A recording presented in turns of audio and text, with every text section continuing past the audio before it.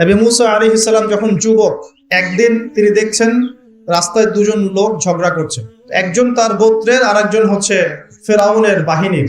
তো মুসা আলাইহিস সালাম তার গোত্রের, যে তার জাতের, তার সাথে তার পক্ষ নিলেন।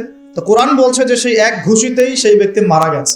ওয়াকাযাহু, মুসা আলাইহিস সালাম তাকে একটা ঘুষি দিলেন, ফাকাদা আলাইহি, এতেই তার মৃত্যু হয়ে গেল। পরের দিন আবার একই ঘটনা ঘটছে, মুসা আলাইহিস সালাম দেখছেন আবার সেই ব্যক্তি আরেকজনের সাথে লড়াই করছে। তখন তিনি আবার তাকে বাঁচাতে গেলেন। তখন সেই ব্যক্তি বলছে, গতকাল কিন্তু তুমি একজনকে ঘুষি মেরে হত্যা করেছো, আজকে কি আবার আমাকে হত্যা করতে চাচ্ছ? তখন এক ব্যক্তি খবর নিয়ে আসলো, মুসা এখান থেকে পালাও, কারণ ফেরাউনের বাহিনী তোমাকে ধরতে আসছে, কারণ তারা মনে করে তুমি একজনকে হত্যা করেছো। তখন মুসা আলাইহিস সালাম মিশর থেকে চলে গেলেন, হিজরত করলেন। এই মিশর থেকে হিজরত করে তিনি এই শুআয়ব আলাইহিস সালামের কওমে মাদিয়ান এখানে চলে গিয়েছিলেন। এখানে তিনি একটা গাছের নিচে বসেছিলেন। বসে তিনি দেখলেন